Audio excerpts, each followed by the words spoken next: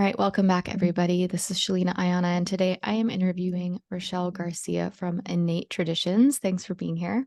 Thanks for having me.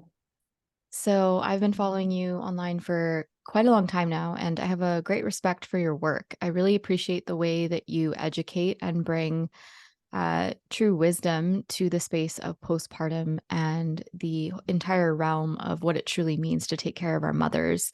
And I'd really love to hear from you what this work is about for you and maybe your core mission. Okay. So this work for me is about the really simple truth that if we want to address the health of humanity, we have to address the health of the mothers. There's so many ways that we can all jump in and do our work in the world, right? Especially when we're working in the human to human realm. But at the tap root of it all is maternal health, right? And what do I mean when I say that? It's the truth that we know now through, the world of trauma healing or neuroscience or whatever, and that all traditional cultures have known since forever. But it's the understanding that from the point of conception through the first 3 years of life, which is what's called the primal continuum of human life, it's the time that we are formed as human beings. And so the healing work that we do as adults often is relative to this period of time, right? Because it's from that point of conception through the first 3 years of life that we develop the bodily beliefs of, am I safe? Am I in connection? Do I belong here? Am I loved? Right. Mm-hmm. And when we, receive that kind of imprinting during the primal continuum of human life, we are capable of human beings, right? So it doesn't mean that we avoid trauma. It doesn't mean that we avoid what it is to be human, but it means that our faculties, our capacities to navigate life from a place of trust and love are intact, right? Mm-hmm. And, the opposite is true, right? That without that kind of nurturance and love in that primal continuum of human life, we develop the bodily beliefs of, I'm not safe. I'm in a defensive posture. I need to protect myself. And with that comes a lot of anger and fear, right? And so then we can understand how we're living in the world that we're living in right now, right? Yes. So, my coming into this work was through midwifery. I'm a midwife, and in my 20s, I apprenticed to midwifery with traditional midwives, both in Mexico and the United States, and really got into the world of pre and perinatal psychology then. And I love the world of pre and perinatal psychology because, that world really brings out to the modern humans the truth that babies are conscious beings, right? Whereas like the allopathic worldview is like, they don't really feel, their brains aren't fully developed. It's like they're just like a partial human being, really.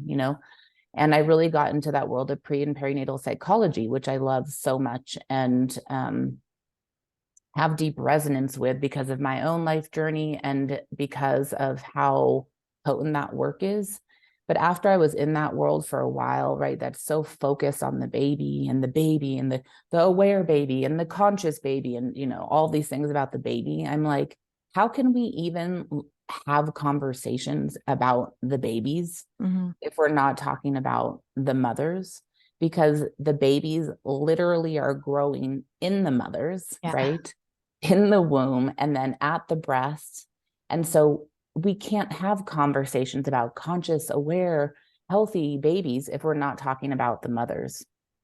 And so it was really the fusion, of my midwifery work and my time within pre and perinatal psychology that I was like, why is no one talking about this? Why is no one talking about like, we can't have conscious, aware, healthy, thriving babies. We don't have healthy, thriving mothers, right?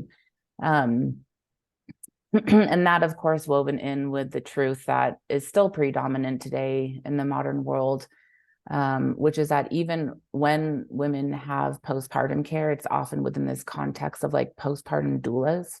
And postpartum doulas are largely trained to be emotional support and domestic help. And that's great. I'm not dissing on that, because who doesn't need support in those realms, right? Yeah. But it was the understanding that so much more is needed by postpartum mothers and families, and that women care providers have so much more to offer than being domestic help and emotional resourcing, right? So that was really like my impetus from like my work side, right, to create the body of postpartum work that I have. And then for me as a mother, I really thought going into motherhood that like I had it kind of figured out, Mhm. because I spent my 20s like at birth and with newborn babies and with mothers. And um, I really think that I had this felt sense, like this belief. And it's kind of an interweaving of innocence mixed with ignorance, right? But that somehow, um, my time spent in those realms wouldn't like buffer me. Yeah. Like, like I would, cross the threshold into motherhood, and then, the people would rise up to support me, right? Mhm. Because that's what I had done. So surely, like that's what it just would be for me. And, I had a very, let's say, unique kind of postpartum experience, because my family and I had just immigrated from Mexico in my third trimester of pregnancy. We were living with my parents. So, what I did have in my postpartum time was I didn't need to worry about anything on the material realm, right? Like, I didn't have to think about food. I mean, I literally didn't have to like think about food for 6 weeks, Mhm. and I didn't have to think about material security, and all those things are a blessing. But what I didn't have was the emotional, spiritual, mental resourcing that new mothers need. And I was just completely shocked, like, and I was so shocked. I was actually totally disoriented. And I just kept like spinning in this thing of like, what is going on? What is going on? What is going on? And it wasn't until my daughter was about 2.5, 3 years old that it was like I was able to orient to what was going on. And I understood, oh my gosh, I like just am coming through this rites of passage. But no one ever, now it's like this funny thing, right? Because the way that social media works in the modern world is like everybody can like talk about, oh yeah, rites of passage and birth and the postpartum, like it's commonplace. Yeah. That is not commonplace, okay, 12 years ago. Like that was not out in the collective. And I know that like I've really helped to usher that in. Mhm. Birth was talked about as rites of passage, but no one even actually knows what a rite of passage is. Yeah. I've been around ceremonies my whole adult life. And so when my daughter was about 3, I could orient to, I have come through this rite of passage, but there's no collective understanding or holding for that. Yeah. And once I could orient to that, I was like, holy crap. Because I feel like I'm a pretty well resourced person, even then.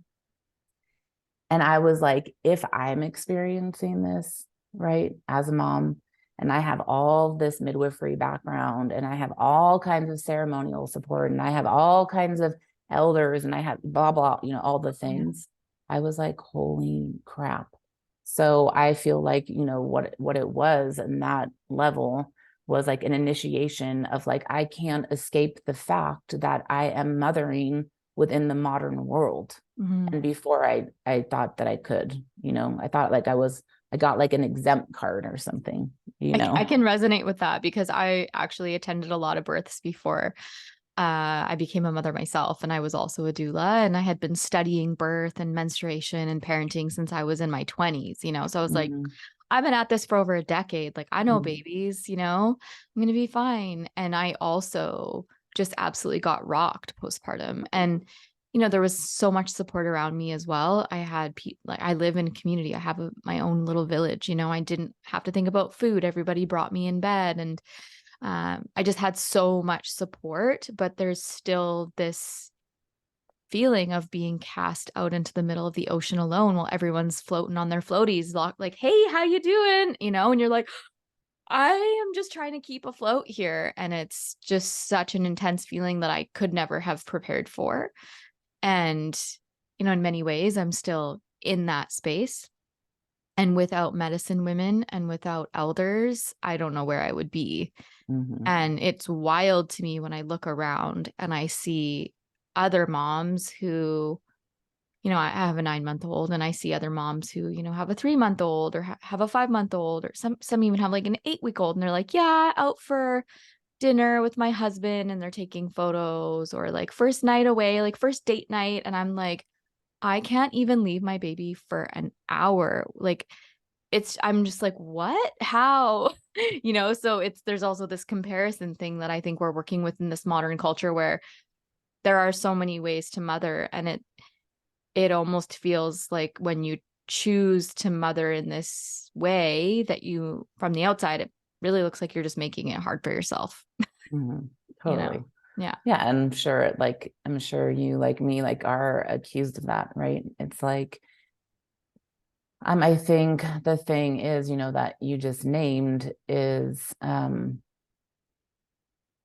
like in the modern world, it's this thing of comparing, and especially through like the lens of social media and things like that. But we're all working out really different things through our mothering, right? We're Mhm. all working out really different attachment stories. We're all working out really different like intergenerational trauma stories. We're all working out really different like just ancestral lineage stuff. And we're all mothering really different, and sometimes like when we do things that are just so normal and natural for us, we don't really think anything of it, right, until someone reflects back to you. And I remember when my daughter was about 2 or 3, I have an elder, and her name's Donna Maria Camps, and she was with me, and she said something to me like, you know not all women mother like you. Mhm. And I was like, what do you mean? I mean, like I've been like, I was around lots of moms and children, and like that. So it's not that I was like not in connection with other moms and children, but what she was reflecting back to me was just like my level of attentiveness, my level of attachment, my level of showing up. And it's still something that's real and alive for me now, even that my daughter's almost 13, right?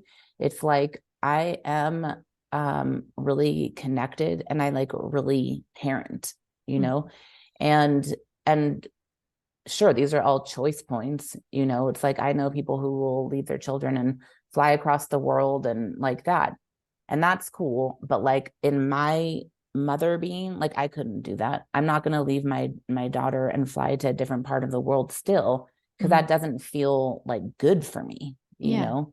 and so there's all those factors, right, that get into play in our mothering, and all kinds of things that get brought up that we can't plan for, right? Because you have no idea what is going to get brought up for you in becoming a mother. Literally, I had no idea. And I Yeah. really thought that I did, you know? Yeah. No, I feel you. And this is why I love following your work too, because I feel that you go to the depths of these things instead of just talking about like, here's a porridge recipe that you can have for postpartum, and it's Yeah. going to be after 40 days, like you're good to go. And it's like, Mhm, no, get ready. You're going on the deepest medicine journey of your life. mhm, And there's nothing that you can do but surrender to it mhm, or resist it, which will make it a lot harder. mhm, And I remember in the first 2 months of my own postpartum journey being really surprised by the things that were coming up psychically for me. mhm, I wasn't having a lot of grief. Like a lot of people talk about having their own inner child stuff come up, or their own, grief around their own childhood emerging. And what I found was that it was actually my grief for my mother's inner child. mhm, Right. And so I would hear my daughter cry, or I would be holding her and nursing her in the night. And my heart would just be aching for my mother who never mhm, received mothering. And it was so visceral for me now that I have this innocent little being to care for, just how sacred this role of motherhood is, and how painful it is to even imagine a baby not having that. And it just actually killed me. I was just really struggling. And I've been working with a homeopathic midwife who is just able to hold such a beautiful container for that. But there's these things, like you say, ancestrally in our lineage that just emerge through the process of becoming mother. And if we're not ready for it, then we can't hold it. Yeah. I mean, and it's so deep. And I think, part of the thing that I track, just like in my experience and working, with so many postpartum mothers, either directly or indirectly through like my training and then the practitioners that work with postpartum moms, is that um, there's this like collective expectation, right? That like you have a baby and then it's so beautiful and everything is like good, and so then when we get into these really deep underworld journeys, right, Mhm. um we pathologize ourselves, and then we are pathologized, right, by practitioners. And it's like this thing that happens in the modern world where it's like our ascensions are really good and praised and Mm. supported, but our dissensions are like pathologized and like that's thought of as really bad. Yeah. But what I track is that at least at this time, like I don't know, 500 years ago, and I don't know 500 years into the future what it's like. But right now, the postpartum journey for many women is really this time of deep descent. Okay.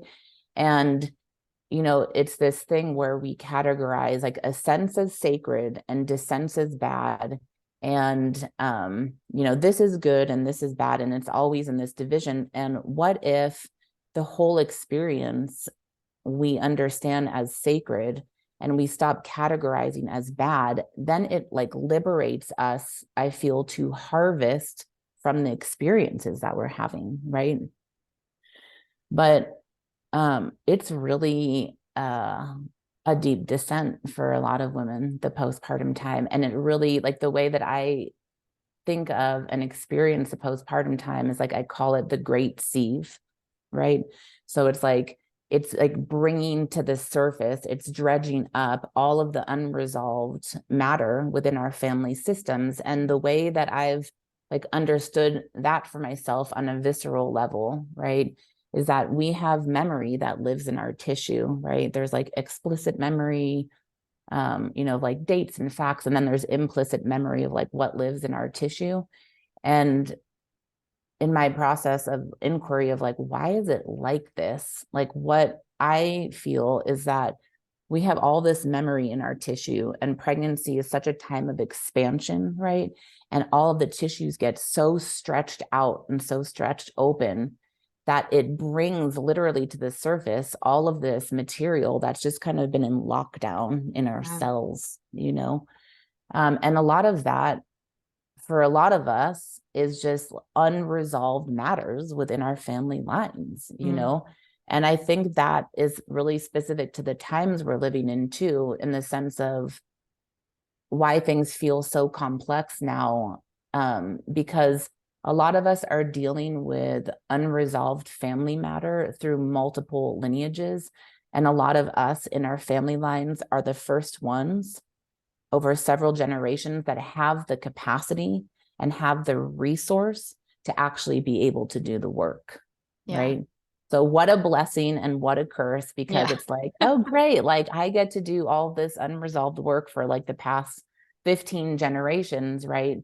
But it's also the opportunity to clear it out.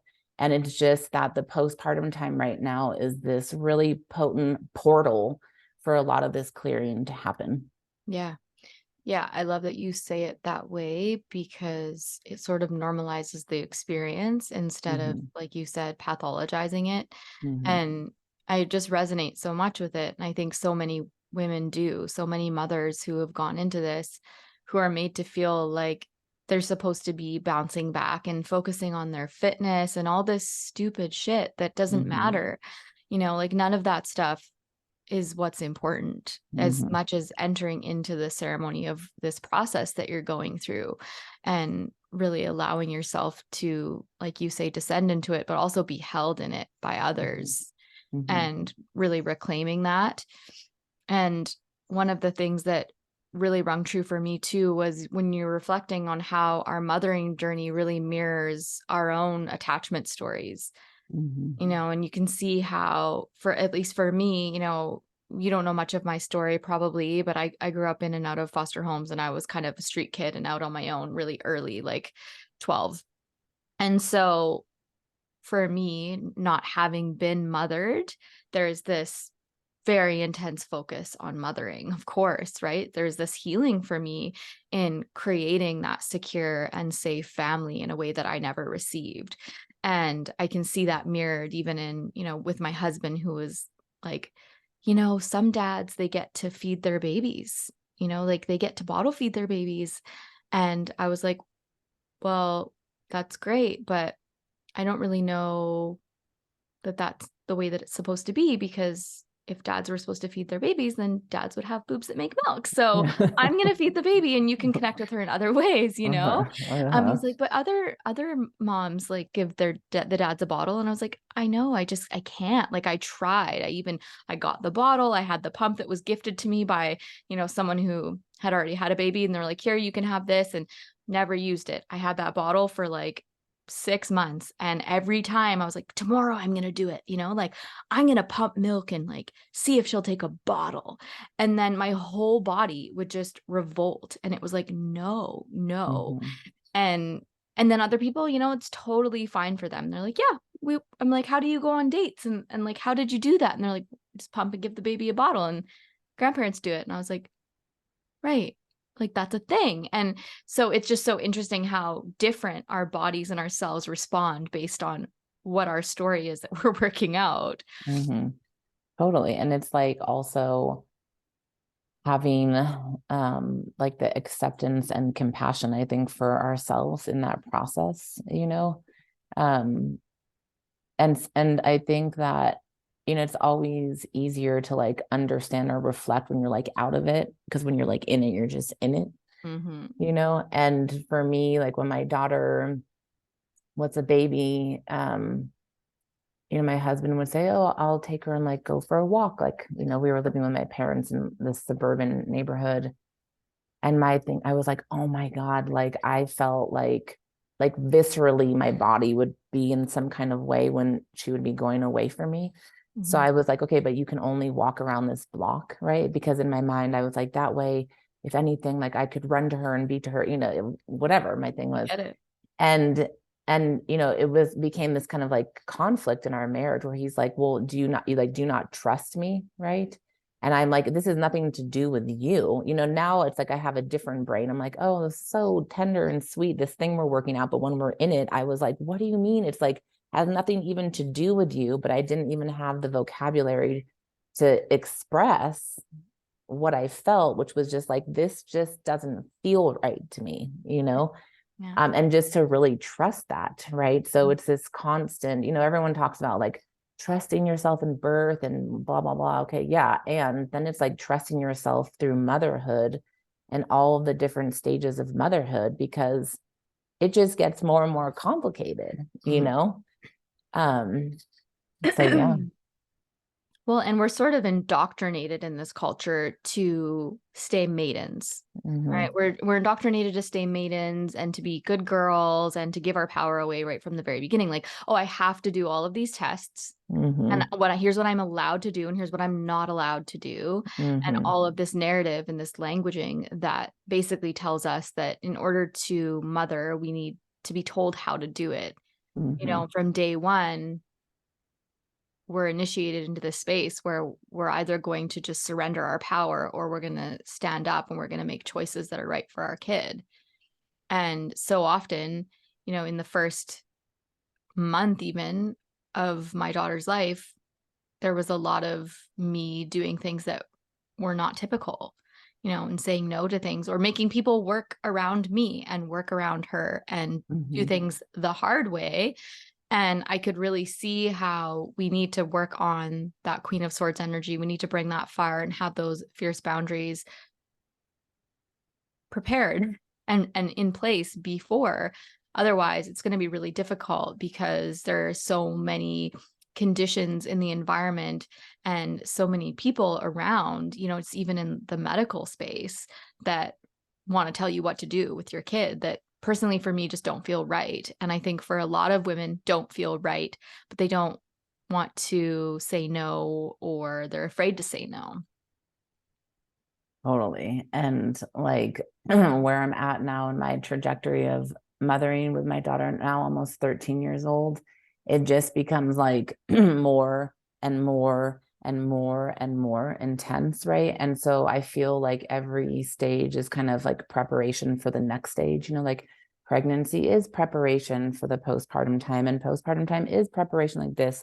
And we're building because and this is like where my personal work is in the world right now, everyone generally, in the collective can wrap their minds around like reparenting when our children are little and, coming into our power like this when our children are little. But what about when our children get bigger, right? And what I've tracked is that a lot of parents will step up kind of into that ferocity, right? To protect space like that when their kids are tiny. Yeah. And then when their kids get to be like 4, 5, 6, they're like peace and Yeah. like they don't want to deal anymore. And there's so much resignation in parents of older children. And by the time parents at this time have children my daughter's age, it's like almost full resignation. Like when I meet a parent who is still in that spark, okay, I'm like, like it literally feels like an otherworldly encounter because that's how uncommon it is for me. Okay. Yeah. And we're having to parent right now through such unprecedented times and so much distortion of truth that absolutely, right, it's like this threshold from maiden to mother, but like that stepping into mother and protecting space just continues, right? And I guess I'm saying all of this to say like it becomes more and more complex. And like someone said to me recently, like small children, small problems, big children, big problems, Yeah. And so when I work, like I teach this baby care class that I love, it's called Physiologic Baby Care.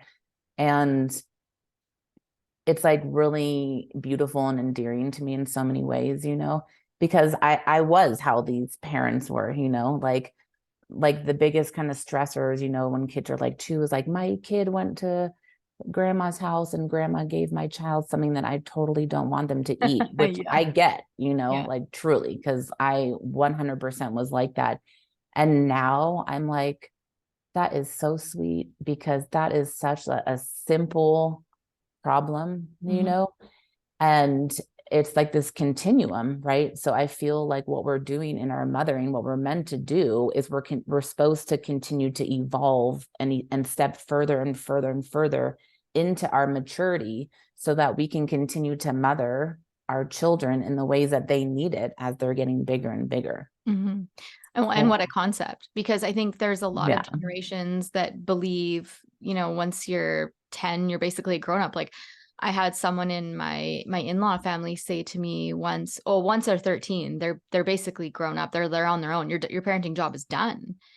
And I thought, okay, well, that's how you see it. And that's really good information for me to understand more about my partner. But what's interesting is that to me, that's when it just begins, but even for myself, that's when I was like cut loose, like when I was 12, I was basically completely in the abyss. Mm-hmm. And we really do sort of drop our young people. And there's Big a time. lot of narrative around just teenagers being awful and hating their parents. Oh, you just get ready, one day she'll hate you. And I get, Mm-hmm. individuation is a thing. They have to go off, they have to rebel, they've got to be different, and we need to support that. But there's a real difference, I think, in a kid just, they're moody and hormonal. And they're Mm-hmm. rebelling a little bit so that they can find their own path versus them genuinely like not liking you because you've never had trust, because you've operated from this mode of like, I'm in charge of you and I'm controlling you versus I'm literally stewarding your life and I'm just here to support you in growing into whatever you're here to grow into. And like, you're already a whole being and I trust you. That's a Mm-hmm. very different story to grow up with. So, like, of course, by the time you're 13, 14, 15, you're like, fuck you, get Mm, away from me. You've never mhm, trusted me. You don't see me as a whole being. I don't want to follow you now that I don't mhm. have to, instead of knowing that their parent is their ally and actually somebody who's in their corner. And I saw that you were creating retreats. I think it's a Mhm. retreat for parents of young people. We did, I called it a homeschool pop-up. Yeah. And we did it last autumn in Chiapas, Mexico. So it was for homeschooling families of, we did like 9 to 13 years old, I think was the age range of the kids there. And we spent a week together. And it was really beautiful, and there was, I'd say like half the families came from the States and half the families were from Mexico. And it was just really a time to like create a completely alternate reality as in like an intensive for a week for the parents and the children. Yeah. Yeah, that was Hmm. really cool. I liked Hmm. seeing the photos of that, and Hmm. I thought it was also really unique, to be honest, because it's just not something that we see very often. Yeah. And I mean, I've been in this because of my daughter's age and because we have homeschooled since, she got into grades. And we live right now in northern New Mexico in this really rural place. And we moved here because we really thought that this would be the kind of place that people would really step up and come together and create and like that. And it's turned out to not be like that. And Mhm. we're moving and all the things. But in my process of just, rallying for my daughter, I have encountered such a gaping hole Mhm. for preteens and teens. And, I get to these junctures in my humaning experience and I'm constantly like, why did nobody tell me about this? And why did nobody tell me about this? And, when I was in the postpartum time, like my whole postpartum class that I created was because I'm like, why did nobody tell me about this? Right. Yeah. And I surely thought at that point in time that I had found like the gaping black hole in humanity. But now that I'm here with my daughter on this threshold of adolescence, I'm like, oh, no, maybe this is the Mhm. gaping black hole in humanity. Because again, like I really see in the world, especially like the world of like home birth and natural parenting and blah, blah, blah, that parents are really there with their children when they're Mhm. young and they really drop them.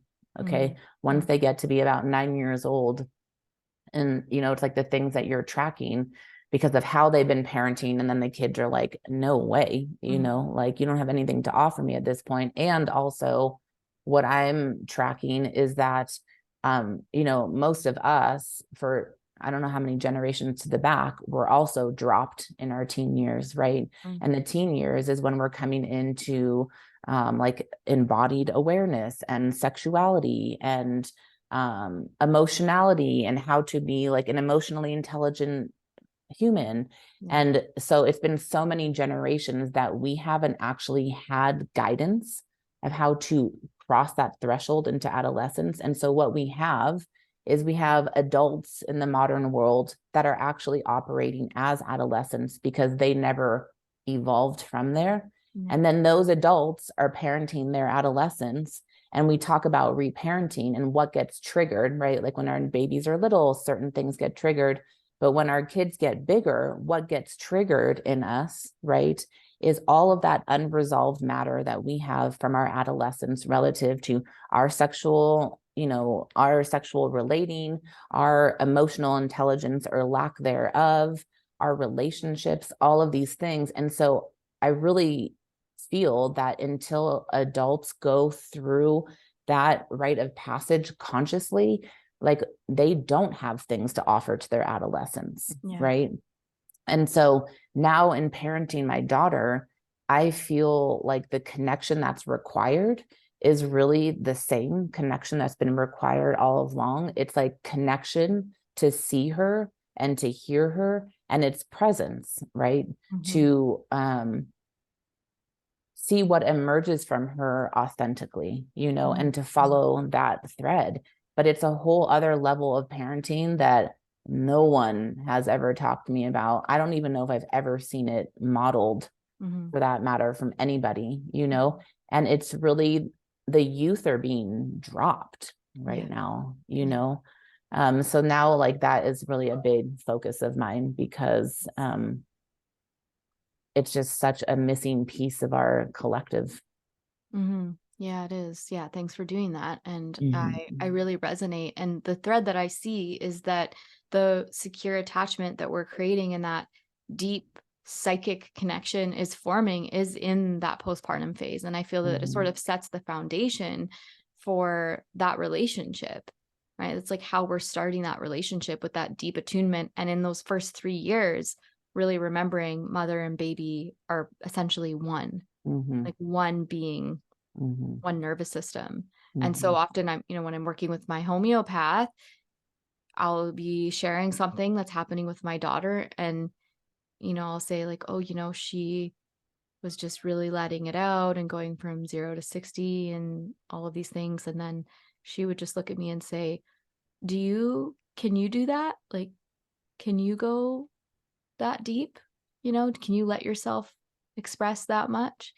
And it's a good question. I'm like, well, I actually haven't recently. So maybe she's doing it for me. Thanks for Mhm. reminding me that I'm Mhm. linked to this being. And I know these things, but when I'm so deep in it, I can't see it. And Totally. so having this older mother who has this wisdom, who can just gently remind me, hey, you're one being, uh, it's just so helpful and it's so relaxing to be held in that and to be like, Totally. okay, this is normal. And to remember like we're playing this long game here. Like this I'm not going to come out of this for a very, very, very, very long time. Mhm. Absolutely. And I think that is one of the most valuable things is having, um, presence around us that is grounded and rooted in the whole spectrum of the human experience, right? To just constantly reflect back to us, um, the trusting of our intuition Mhm. and the girth and breadth of what is normal, right? Because what a lot of us have in the postpartum time is family members saying, you're making your life really hard and, you can do this and it would be easier. And again, when you're like in it, like you're saying, it's, we're not seen from the outside because we're in it. Yeah. And that made me remember, when my daughter was for the first several months, every time she would take a nap, like she would nap on me. Mhm. And my parents, because we were living in the home with them, and just like everyone around would be like, why don't you put her down? She's sleeping. Mhm. And it was just this like crazy instinctual thing of like, no way. Mhm. And I would have her like strapped onto me. I would eat dinner and, she would just be there and everyone would be like, just put her down. And now in retrospect, I'm like, well, of course I did that. When I was in it, like I just was doing it intuitively. And then when all this stuff would be coming at me, it would make me like feel weird, like, Mhm. oh, am I doing something wrong? Kind of like this Mhm. jiggly, kind of anxious energy. I would still do what I was doing, right? But it was like I had to process all this stuff. Yeah. And now I'm like, of course I was doing that because we had such an intense pregnancy, actually, and birth experience Mhm. that, like, not on an intellectual level, but on like a body based level, we were just repairing, Yeah. and doing our thing. And that was so like simple and so wise, Mhm. Mhm. but I didn't like have that orientation point because what was being reflected to me externally, right, was like, this is excessive. Why are you doing that? Yeah. Yeah. Blah, blah, blah, blah. And so, yeah, I think that like that's probably one of the most helpful things for postpartum moms is to have that like steady presence of the breadth and girth of what's normal, and this Mhm. simple like resourcing. Mhm. Mhm. Yeah. And good point too about the repairing. I resonate. I had a pretty intense pregnancy and also birth, so having her on me 24/7 felt like a necessity as well. Mm-hmm. And my baby didn't want to sleep alone at all, like Mm-hmm. ever, like no naps. Like the first 7 months, every single nap I had to be with her. So I would either strap her on and go hike in the woods, or we would just be in bed for hours. So of course, the first 6 months was intense because the babies nap Mm-hmm. like every 2 hours. So I was in Mm-hmm. bed just all day with her.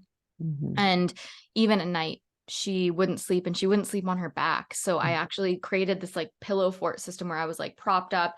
And for the first 7 months of her life, I slept sitting up with her on my chest. And I got to the point where by the end of it, I was so comfortable. I had adapted so well. I was like, this is totally fine. I could do this forever. And then she shifted, Mhm. around the 7 month mark.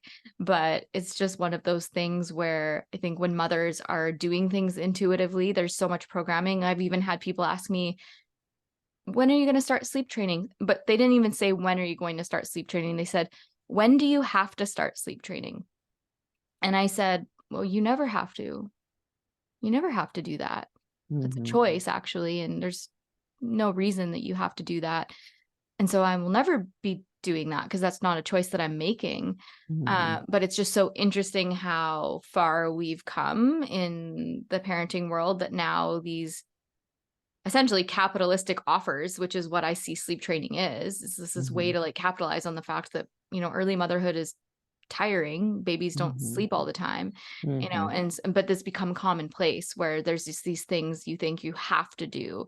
And so, I'll post something about sleeping with my baby or just doing something that feels very natural to me. And I'll get a completely random person who's never met me message me and say, hey, I saw that you do this and everyone around me is telling me that I shouldn't, is it okay?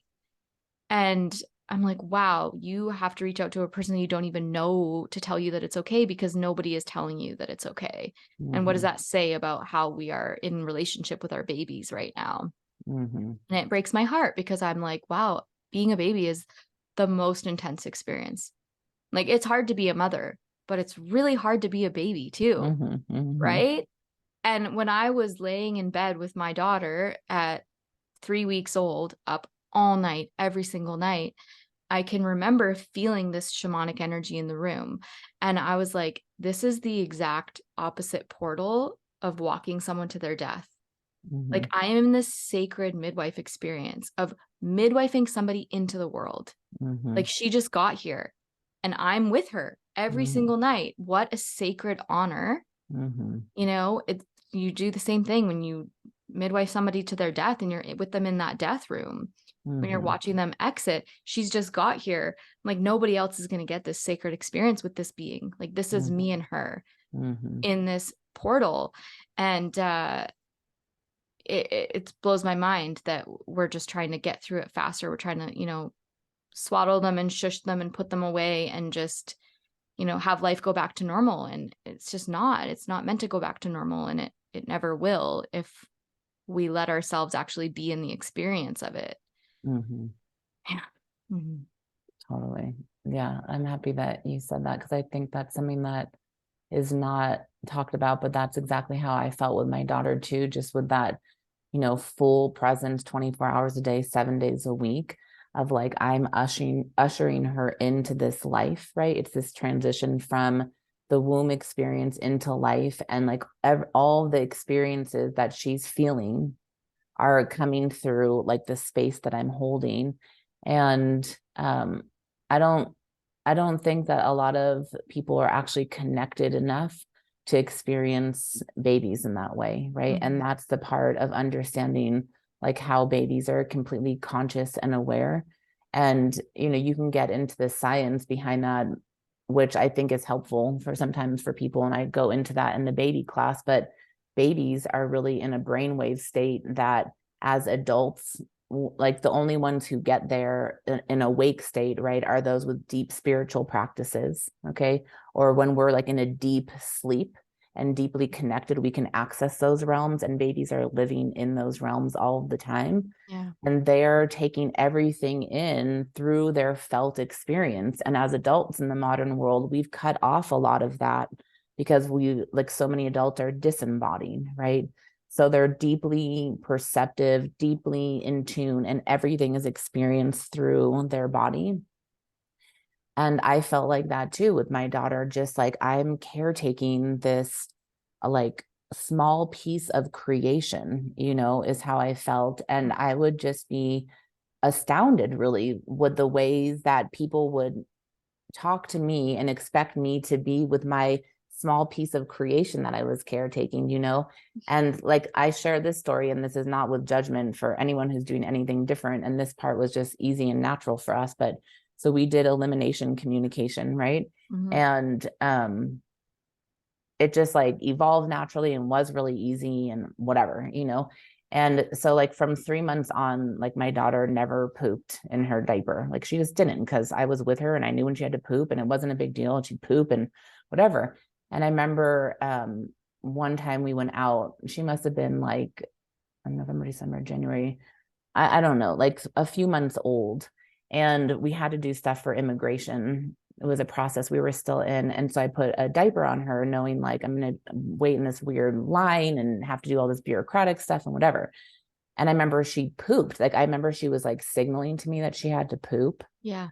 And I was like, oh my gosh, because it's like an adult. Like if an adult was like telling you I have to poop, it's not like you just ignore the adult, Yeah. right? You're like, oh, you have to poop. Okay, we're going to Yeah. find a bathroom. And I was like, she has to poop. And we're in this like big line and all this bureaucratic place. And we're like in downtown LA. And my mom's like, well, just let her poop in her diaper. And I was like, but she has to poop, you know? And it was so stressful for me. And I remember like she was kind of mocking me because she's like, well, just she's a baby, just let her poop in her diaper. Mm-hmm. But I'm like, why do we do this transference of things that like we would never say are acceptable for adults? And Mm-hmm. we're like, well, it's fine for a baby. Just let Yeah. her shit all over herself and who cares, you know? And again, I'm not dissing on anyone who uses diapers and whatever, but this was my relationship with my baby. And it was Yeah. like, and it was this feeling of how unkind people are really with babies, how unthoughtful people can be with babies because they're little and they can't do things for themselves. And so therefore they should, you know, it's okay if they receive kind of sub level care, you Mm-hmm. know? Yeah. And you know, a lot of people may listen to that and be like, well, it's not that big of a deal. But like my felt experience of it, it was like this thing of we would not ignore an adult's need to poop. Okay. When they're saying I have to poop, you can say, well, just shit in your underwear and we'll clean you up later, you know? Yeah. And that just gets normalized just because they're small, you know? And I had so many experiences of like that, you know, raising my daughter, of like caretaking this small piece of creation, right? Mm-hmm. And ushering her in like this precious piece of life. And I'll say like that continues for me Yeah. today. Yeah. And the way that we treat our babies is kind of similar to how we treat our elders, right? It's like if you Mm-hmm, don't have a voice, then you're not going to get heard. And there's mm-hmm, this unspoken language that I see that you are teaching people to reclaim too, which is that like ancestral voice, that deep, innate listening, innate traditions, right? That's the name mm-hmm, of your brand.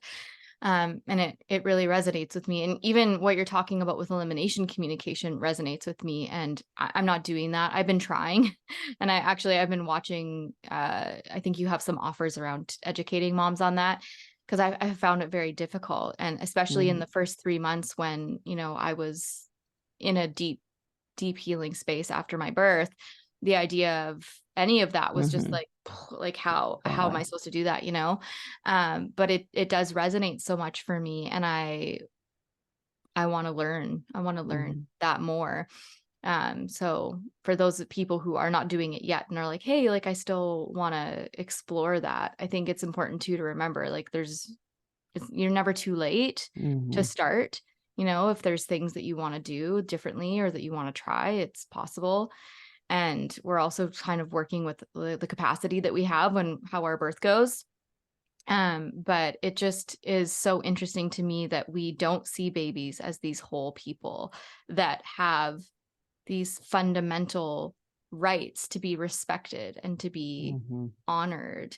And what you're talking about is seeing your daughter as this whole being from the beginning. And even if you see our language, we say like, oh, well, we consider kids like a half, right? We always say like, oh, three mm-hmm, and a half, we're going to go to the restaurant, we're going to for 2.5. mm-hmm, And I get it, it's like this endearing thing because they're so teeny, but it's also the way that we see them, which is like mm-hmm, not whole. And mm-hmm. so the way that you're presenting this is that we're actually bringing these whole beings into the world, but that foundation is in the beginning that we are one whole being together. Mm-hmm. And so really supporting mothers and rallying around that so that the mother and the child can be in that deep bond, Mm-hmm. which isn't really possible for a lot of moms these days. Like I know moms who like they have to go back to work in like 2 weeks or 3 Mm-hmm. weeks. And so of course that bond and that dyad is just broken. Mm-hmm. Yeah, and it's like what you were talking about before, with the sleep training and it being capitalistic. And the way that I would like kind of parse that out more, it's like, all of these schedules are set up to accommodate our participation within capitalism, right? Because it makes it so that it's convenient. Mm-hmm. And like nothing about mothering is convenient, right? It's very Yeah. like inconvenient to reality as it is. And let's say that it's like the inconvenient truth, right? And when we tap into that as mothers of like, oh, like all of these linear schedules don't actually work for me to participate in as a mother. Mm-hmm. Okay. If I'm in touch with my intuition and my innate knowing. So, like, the choice point then is I'm going to hone in on that intuition and innate knowing, which is going to completely obliterate my life as I know it, Mm-hmm. probably. Okay. Or I'm going to override it because it's a nuisance to have to pay attention to when like everything else is going the other direction towards the schedules that I, as an adult, need to maintain. And therefore, my baby needs to maintain this schedule so that I can fit into my schedule. Yeah. Right. And so that's why I feel like the postpartum period actually, like, in this remembrance of midwifery and this remembrance of caretaking birth and all these things, it's like, why was it that like attention to the postpartum period didn't start emerging in the collective until like when me and a few other women started to really bring this out on this large scale level, 7 years ago, 8 years ago now, is because it's inconvenient.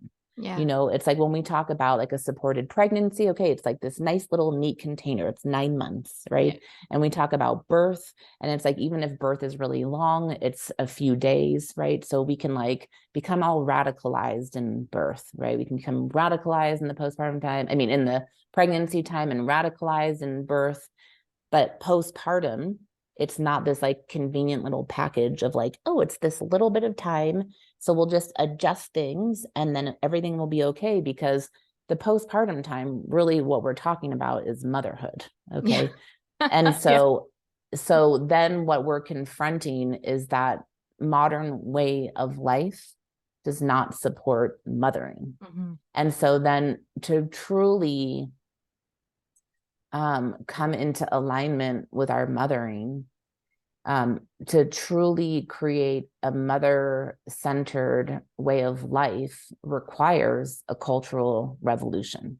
Yeah. Okay. And that's why the postpartum time has kind of not come out to the collective until recently, because I don't think the collective has been ready for it, because it requires a complete overhaul. There's like, we can't go about life as it is right now trying to mother in a way that's in respect to our intuition and innate knowing. Mm-hmm. It's like diametrically opposed things, right? Yeah. And so that's where we're at, right? That's where we're at, is like, if we want to, as mothers, hone into our intuition and innate knowing in and through our mothering from the early postpartum time and on, we need a complete overhaul of how we're living, of Mm-hmm. our ways of life, Yeah. so that there's space for us. Yeah. To flow and to be in response to Yeah. rather than artificial creation of nap schedules. And I mean, I don't even actually know. I'm quite impressed, even to be honest, with people who do that, because I'm like, I don't have that kind of baby. Like, I have no idea how Mm-hmm. you artificially create a nap schedule or follow a schedule at all, to be honest. I mean, it Mm-hmm. is amazing that I got on this call today, but yeah, it's just, yeah, you're right. It's unless we have the privilege of, like I do, of working from home and being supported to do that. I have a team who helps me with my business that I can just kind of float when I need to and I can change things when I need to, then it's not possible. And I think that's kind of what hurts too, is I see so much of the future of humanity, it just all rides on this core relationship and these relationships that we're building with our children, because these are the people who are going to be going out into the world and either operating from that lack of love that they Hmm. received, or responding because of the love that they received, and that's going to Hmm. ripple out into the world. And Hmm. so, how we cherish and nurture our families, there's nothing more important. So that's why I just really love and appreciate the work that you're frontiering and that you're bringing uh, to families and to mothers especially. Hmm. Thank Yeah, you. yeah. And I can I say one more thing? Are we gonna go? Please do. Yeah. Um, that to me though is like this um kind of fine line edge we have to walk, because yes, in like one sense, I understand what you're saying when you're like you have the privilege, right, to do this and to be with your baby and all the things. And like, yes, and um we all need to get really damn creative of Hmm. how to do what we need to do, right? Because I think a lot of times people can cast things off. Well, that's because you have this privilege and therefore you can do it and I can't do it. And again, there's partial truth in that, but Yeah. that's also abdicating the responsibility and privilege we have as mothers to mother in a way that we see fit. And what I mean when I say that is that we have to get really clear about our priorities Hmm. as we step into motherhood and distribution of resources, whether that's time or money or whatever. And it really is a calling upon our human creative capacities to create ways of life for ourselves that are in support of our mothering and our babies. And that is not just about privilege, that's about responsibility, actually, of our mothering, you know? And I'm just saying that because, again, I feel like that word people throw around a lot and then it abdicates them of their responsibility. Yeah.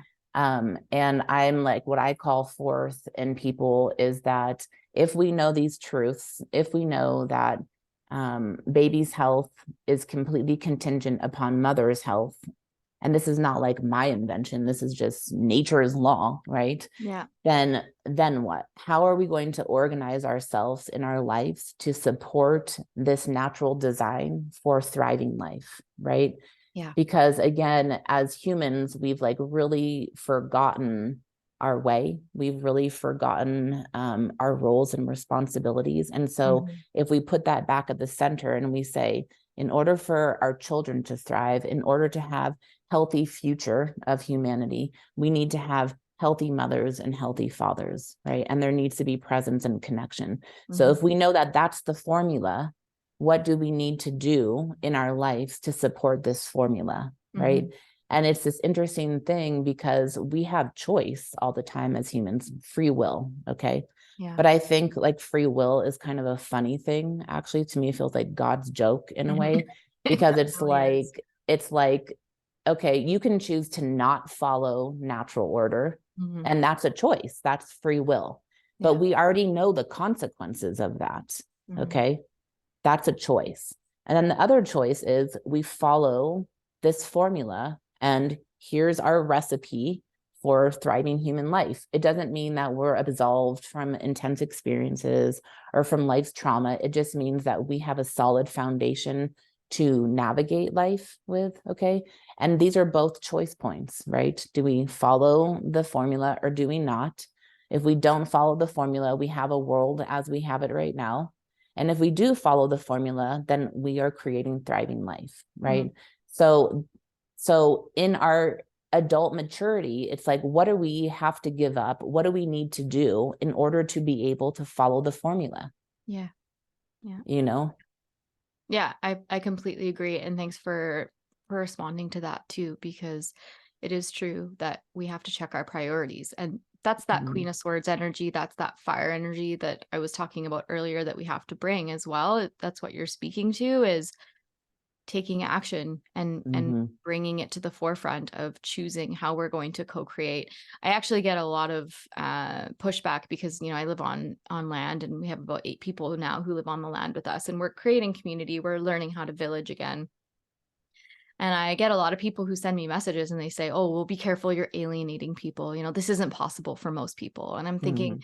this is how we're all designed. This is literally Mhm. possible for everyone. No, Mhm. it's not possible for everybody to own land, but not everybody has to own land. Like, you can have Mhm. 50 people on land and 2 people own the land. It doesn't Mhm. matter.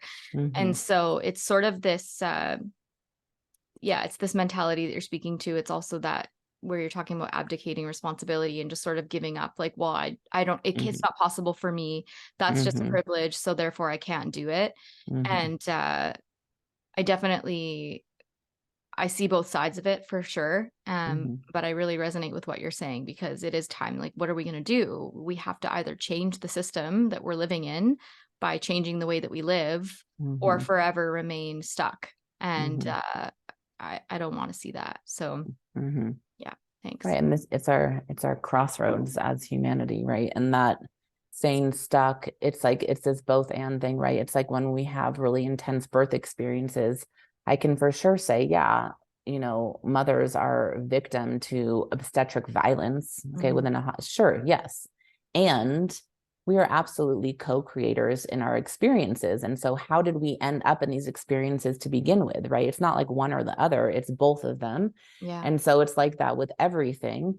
But like collectively, if we want to shift into a different reality, we need to really check all of the ways, and we all are subscribed in different ways to victim consciousness, that like I can't do this because of that, right? And see where we're giving our power away and pull in those strings in order to make change, you Yeah. know? Um, yeah, I mean, when my daughter was little, like we were living, my husband was making $10 an hour and he was working as a gardener. And I had a, little baby and I have a stepson. And so our family lived on $10 an hour, and we were on full government assistance and all of the things. And, my parents and my family would be like, well, put your daughter in daycare so that you can make money, because you're living so poor and Mhm. all these things. And that was a choice point for me. Like I Yeah. could have done that, but I was like, no, like I Mhm. will just be poor right now and Yeah. I'm going to be with my daughter, and that was my priority. And that's what I chose. And it was like when she was 3.5 and I felt like comfortable in my body of like going away for a couple hours at a time, that I started to like go out and do like outer world work. But they're always choice points, Yeah. and it's the same thing with money. It's like a lot of times people will say, well, I can't afford that. And I just like want to call bullshit on most people when they say that, because the ones that I have experience of saying, well, they can't afford it, typically actually tend to have the most resources, but it's how they're prioritizing the Yeah. resources that they have. And I've worked with like some of the most financially poor people on earth, right? When I was doing midwifery work in Mexico. So, like, no running water, dirt floor homes, and like that. And sure, they didn't pay me in money, but like Mhm. their generosity and how they showed up to reciprocate was beyond, anything in the modern world, right? So, it's like all of those things we need to play around with and be open to like look at ourselves, with clear eyes in terms of priorities of time and priorities of resources. And when someone says they can't afford something in the modern world, but they have their like smartphone, they're driving a car, I'm like, Yeah. please, Yeah. like you just fucking figure it out, Mhm. So, Yeah.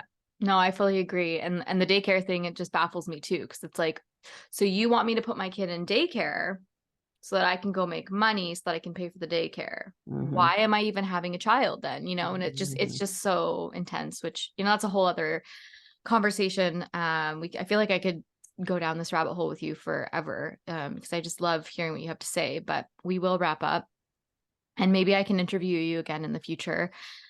Is there any place that you would like people to go to find out more about your work, take your programs, get into your email list so that they can hear from you, etc.? totally. my website, which is innatetraditions.com. And then I teach a postpartum care training once a year because it's 9 months long. Okay. And this next round starts in September. So we'll go from September of this year to June of next year. Okay. And it's a 9 month training. And I created it really for practitioners to be able to weave into their practices this kind of baseline of holistically understanding postpartum physiology and psychology. But it's also for moms and for women who are wanting to just, better support women in their communities around the postpartum time. So that's like my big thing. And then I teach a physiologic baby care class, and that's mostly for parents, and it focuses on 0 to 3 years old. And the next time that I'll be teaching that will be in January. Nice. Mm-hmm. Beautiful. Yeah, I'll have all of that in the show notes as well. Cool. Thank you so much for sharing your wisdom with me and with everybody else today. And I hope that everybody gets on your email list. I'm on it, and I've gone through some of your free teachings, and they're just so valuable. Mm. In my experience, you are kind of leading the charge in this space in a way that I haven't seen before. So I hope that in the future I actually get to sit with you in person. But Mm. until then, thank you very much. Yeah. Thanks for having me here today.